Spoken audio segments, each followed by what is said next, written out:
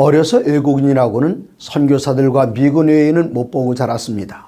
그러나 언제부턴가 외국인들을 어디서나 볼 수 있습니다. 선교사들과 미군에서 사는 상대적으로 줄어드는 반면 한국을 찾는 관광객들과 대학에서 공부하는 유학생들, 국제 결혼을 통해 입국한 배우자들, 그리고 우리의 일손이 딸리는 곳을 채우는 외국인 근로자들이 어디에서나 눈에 띕니다. 성경에서는 이 땅에 사는 외국인들을 어떻게 대우해야 하는지 기록했습니다. 레위기 19장 34절입니다. 너희와 함께 있는 거류민을 너희 중에서 나은 자같이 여기며 자기같이 사랑하라. 너희도 애굽 땅에서 거류민이 되었느니라. 나는 너희의 하나님 여호와니라. 오늘 외국인을 만나면 따뜻한 그리스도인의 사랑으로 도와주십시오. 하나님의 모든 말씀으로 사시기 바랍니다. 하나님의 계산 방법은 인간의 계산 방법과는 다른 경우가 있습니다. 하나님께서 사람들에게 나눠주시는 것은 많이 가진 사람이 적게 가진 사람에게 나눠주게 하십니다. 만나를 거둘 때 많이 거두어도 남지 않게 하시고 적게 거두어도 모자라지 않게 하십니다. 그러나 하나님을 섬기는 일은 적게 맡은 이에게서 빼앗아 많이 맡은 사람에게 더 많이 맡기십니다. 누가복음 19장 26절입니다. 주인 이르되 내가 너희에게 말하노니 무릇 있는 자는 받겠고 없는 자는 그 있는 것도 빼앗기리라. 하나님이나 남을 섬기는 일은 작은 일에도 충실하면 더 큰 일을 더 많이 맡겨주십니다. 하나님께서 일을 맡겨주실 때에 작은 일이라고 실망하지 말고 큰 일이라고 두려워하지 마시기 바랍니다. 충성을 다하면 하나님께서 함께 하시고 감당할 능력을 주십니다.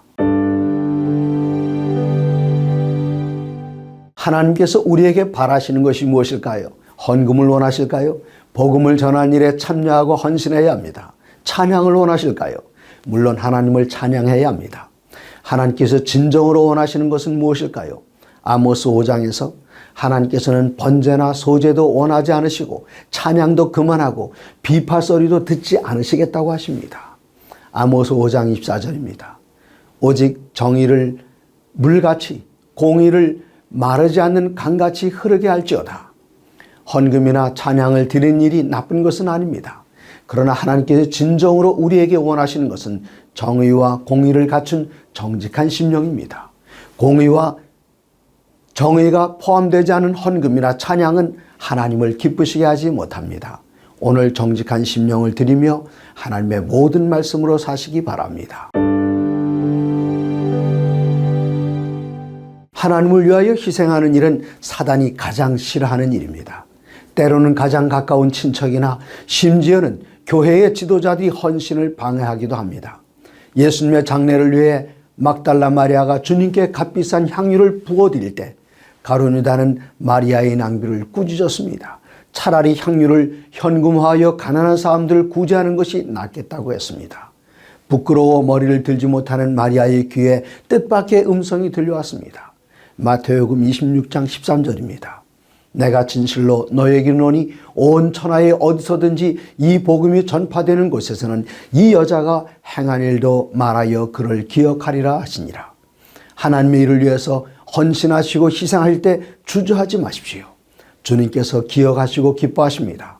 하나님의 모든 말씀으로 사시기 바랍니다. 몇 해 전에 종교 암흑시대의 박해를 피해서 알프스 골짜기로 들어간 walden스인들이 모여서 예배를 드리던 장소를 방문한 적이 있었습니다. 바깥으로부터 빛이 전혀 들어오지 않는 깊은 동굴이었습니다. 아무것도 보이지 않았습니다. 안내자가 횃불을 켜는 순간 어둠이 물러갔습니다. 아주 인상적인 광경이었습니다. 물리적인 어두움은 횃불로 물리칠 수 있지만 영적 암흑은 무엇으로 몰아낼 수 있을까요? 요한복음 1장 4절에 답이 있습니다. 그 안에 생명이 있었으니 이 생명은 사람들의 빛이라. 창조의 첫째 날 빛이 있으라고 말씀하심으로 흑암을 몰아내셨던 예수님께서 빛으로 오셨습니다. 예수님의 빛 가운데 거할 때 영적 어두움은 사라지고 태양빛보다 더 밝은 영원한 나라로 인도하실 것입니다. 하나님의 모든 말씀으로 사시기 바랍니다. 예수님의 사랑과 인내심은 놀랍습니다. 마태복음 26장 16절에는 가룟 유다가 그때부터 예수를 넘겨줄 기회를 찾더라고 했습니다. 유다는 적극적으로 예수님을 팔 기회를 찾으려고 애썼습니다. 그러나 예수님은 어떻게 해서든지 그를 가까이 두려고 노력하셨습니다. 마지막 순간까지 그를 놓지 않으려고 하셨습니다. 예수님을 체포하려는 군병들은 점점 가까이 다가오고 예수님의 처형 시간도 시시각각으로 다가오고 있었습니다. 그럴지라도 예수님은 피하려 하지 않으셨고 가룟 유다를 가까이 두려고 하셨고 가룟 유다는 예수님을 넘겨줄 기회를 엿보고 있었습니다. 예수님의 특별한 사랑과 기다림은 우리들의 상상력을 초월합니다. 우리는 자주 예수님을 배반하고 실망시킬지라도 유다를 붙들려고 애쓰시던 예수님은 오늘도 우리를 놓지 않으려 하십니다. 누구나 매일 운전하는 자동차의 엔진에서는 열이 발생합니다. 낮에 타는 엔진에서 발생하는 열을 식혀줍니다. 전에는 공기로 엔진을 식혀주는 공냉식이었지만 지금은 대부분 물로 식혀주는 순행식입니다. 장거리 여행 중에 라지에타에 문제가 생겼던 적이 있습니다. 차를 세우고 엔진을 식힌 후 물을 부어주면 조금은 갔지만 오래 가지 못하고 차가 다시 멈춰섰습니다. 예레미야 2장 13절입니다. 내 백성이 두 가지 악을 행하였나니 곧 그들이 생수에 근원되는 나를 버린 것과 스스로 웅덩이를 판 것인데 그것은 그 물을 가두지 못할 터진 웅덩이들이니라. 하나님을 떠나면 우리의 삶은 터진 웅덩이, 고장난 라지에타와 같아집니다. 아무리 채우려고 노력해도 밑빠진 독에 물붓기입니다. 오늘 우리의 삶과 심령을 하나님으로 가득 채우시기 바랍니다. 평생 걸어 다니시던 예수께서 마침내 나귀를 타셨습니다. 일반적으로 왕들은 위험을 드러내고 전쟁을 지휘하기 위해 말을 타지만 평강의 왕이신 예수님은 나귀를 타셔야 했습니다. 마가복음 11장 2절 3절입니다. 이르시되 너희는 맞은편 마을로 가라. 그리로 들어가면 곧 아직 아무도 타보지 않은 나귀 새끼가 매여 있는 것을 보리니 풀어서 끌고 오라.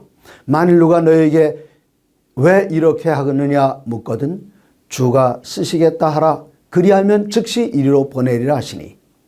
초림 당시에 주께서 쓰시겠다고 하시던 예수님은 재림하실 때에도 주께서 쓰시겠다고 하십니다. 주께서 쓰시겠다고 하실 때 드리고 내가 갖고 있지 않으면 주님께서 쓰실 목적을 위해 믿음으로 요구하시면 기쁨으로 내드릴 분들이 많이 있습니다. 하나님의 모든 말씀으로 사시기 바랍니다. 성경의 기자들이 성경을 기록할 때 하나님의 뜻을 인간의 언어로 가능한 한 가장 정확하게 나타나기 위해 단어 하나하나에 특별히 신경을 썼습니다. 요한복음 1장 1절은 이렇게 시작됩니다. 태초에 말씀이 계시니라. 이 말씀이 하나님과 함께 계셨으니 이 말씀은 곧 하나님이시니라. 헬라어로 로고스라고 기록된 이 말씀이 곧 예수님이십니다. 하나님에 대해 바르게 읽을 수 있고 하나님의 뜻을 바르게 들을 수 있는 말씀이 곧 예수님이십니다. 예수께서는 말씀으로 오셔서 하늘아버지께서 창조주가 되시고 죄 지은 인류를 사랑하시되 독생자까지 내오실 만큼 사랑하심을 보여주셨습니다. 예수께서 하나님을 읽힐 수 있는 말씀이 되신 것처럼 우리들을 통해서 세상 사람들이 예수님을 읽을 수 있는 말씀이 되어야 하겠습니다. 하루 종일 나가서 다니다가 집에 돌아오자마자 냉장고 문을 열 때가 있습니다. 목이 마르거나 배가 고파서입니다. 예수께서도 그렇게 하신 적이 있습니다. 베다니에서 주무셨지만 식사 대접을 받지 못하셨던 것 같습니다. 베다니에서 나와 예루살렘으로 들어가시며 잎사귀가 무성한 무화과나무를 발견하셨습니다. 열매도 풍성하기를 기대하셨지만 열매가 없는 것을 보시고 예수께서 나무에게 말씀하여 이르시되 이제부터 영원토록 사람이 내게서 열매를 따먹지 못하리라 하시니 제자들이 이를 듣더라. 마가복음 11장 14절이었습니다. 잎이 무성한 무화과 나무에서 열매도 풍성하기를 기대하셨던 예수께서 우리에게 찾으시는 것이 있습니다. 주님께 찾으실 때 주님께 드릴 수 있는 열매가 우리 손에 항상 준비되어 있기를 바랍니다.